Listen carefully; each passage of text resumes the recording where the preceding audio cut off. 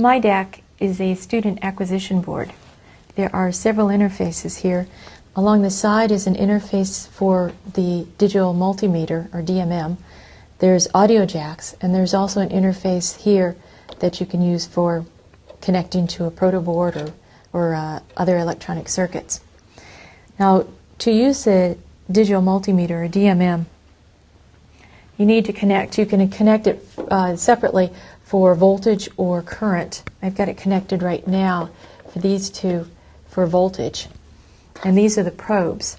If I wanted to measure a resistor, for example, measure resistance, I can connect it up here for either voltage or for resistance and just press probes along there just so that they make contact. And to actually run the software, we come over and we launch it.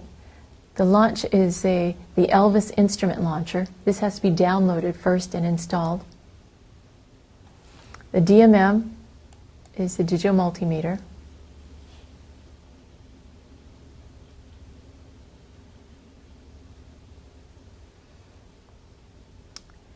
In here, if I'm measuring resistance, I would click on the ohm, specify range. It's probably good to specify within the range of what you're looking at. So say if I'm expecting something in the range of 20 kiloohms, then I want to press the run. Then when I press the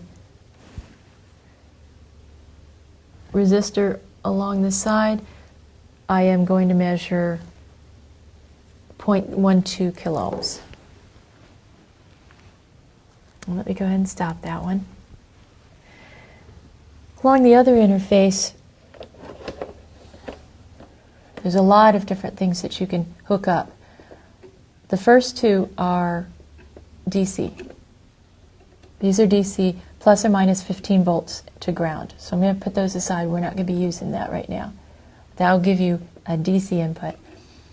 The analog output, we've got two possible channels.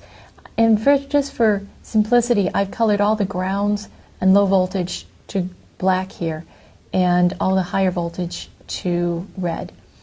So this is an analog ground, and this is a signal that I can use with the function generator. So I can generate a signal, and this would be channel 0, so it's hooked up to 0.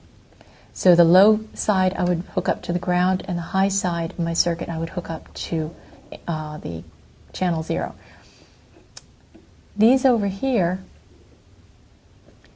are inputs, analog inputs, AI. It's limited to plus or minus 10 volts. And I've got two channels, 0 and 1.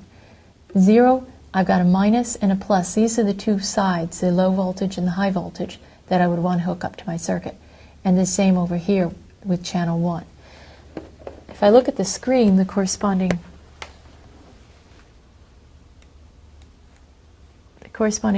screen for the function generator is right here.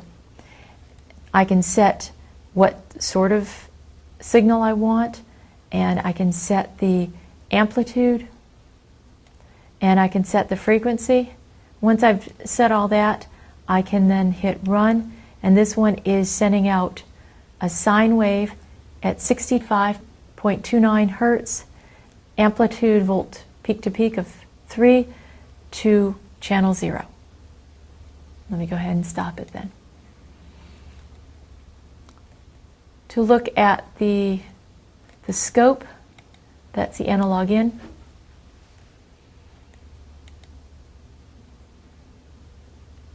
This is a scope, and if I set this, this would be channel 0, this would be channel 1. I'm going to set that to channel 1. I'm going to enable both of them, and I can scale it with the volts however I want to scale it. The time division is the horizontal axis. How many? This is 2 milliseconds per division here, and right now it's at 1 volt per division. So this is 1 volt in this direction, and in this direction it's 2 milliseconds. I can set the trigger type to either immediate or to edge. Edge means when it sees a voltage coming up, then it's edge triggered. Or immediate means that it just sees and it records whatever you're sending in at any given time. Acquisition mode, you can run once or run continuously. We'll set it to run continuously, and then you can run it. Now in this particular case, I don't have the scope set up to anything in particular, but I'm measuring 2 channels.